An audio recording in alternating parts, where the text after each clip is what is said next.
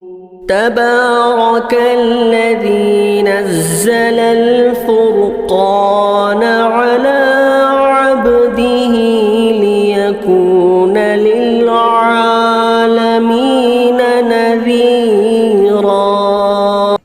کسی بھائی نے ایک سوال یہ بھی کیا ہے کہ مفتی صاحب مسجد کی رقم مدرسے میں خرچ کرنے کا شرعاً کیا حکم ہے؟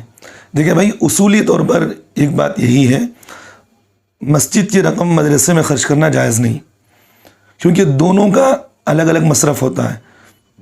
مسجد کا الگ مصرف، مدرسہ کا الگ مصرف ہے۔ اب آپ دونوں کو ملائیں گے تو پھر امانت میں خیانت ہوگی۔ اللہ کے رسول صلی اللہ علیہ وسلم نے فرمایا جو آدمی امانت میں خیانت کرے اس کا ایمان مکمل نہیں ہے۔ تو پھر اس لیے بھی امانت میں خیانت نہیں ہونا چاہیے۔ آپ مسجد کا مال ہے مسجد میں استعمال کریں، مدرسے کا مال مدرسے میں استعمال کریں۔ اب دونوں کو ملا کر استعمال نہیں کر سکتے۔ لیکن دو تین باتیں یہاں ضروری ہیں، میں بتا دیتا ہوں۔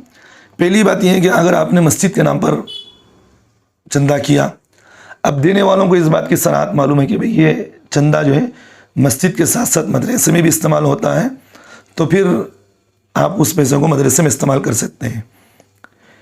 دوسری بات، اگر محلے والوں کو معلوم نہیں کہ بھئی یہ پیسے مسجد کے پیسے مدرسے میں استعمال ہوتے ہیں، تو پھر آپ کو وہاں صراحت کرنا ضروری ہے کہ بھئی ہم ان پیسوں کو مسجد کے جو جہاں پر چندہ کرتے ہیں ان پیسوں کو مدرسے میں بھی ہم استعمال کرتے ہیں، تو پھر وہاں جو چندہ دینے والے اس کی اجازت دے دیں تو پھر آپ استعمال کریں۔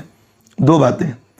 تیسری بہت اہم بات یہ ہے کہ اگر مسجد کے تحت میں مدرسہ چلتا ہو اور چندہ دینے والوں کو معلوم ہے کہ بھئی یہ چیز مسجد کے ساتھ ساتھ مدرسے میں بھی استعمال ہوتے ہیں ان پیسوں کو، یہ پیسے، تو پھر جب لوگوں کو اس بات کا علم ہو گیا تو پھر آپ ان پیسوں کو مسجد کے نام پر چندہ کرنے والوں کو اس رقم کو آپ مدرسے میں بھی استعمال کر سکتے ہیں، پھر مدرسے کے پیسے آپ مسجد میں بھی استعمال کر سکتے ہیں، اس میں کوئی بات نہیں رہتی۔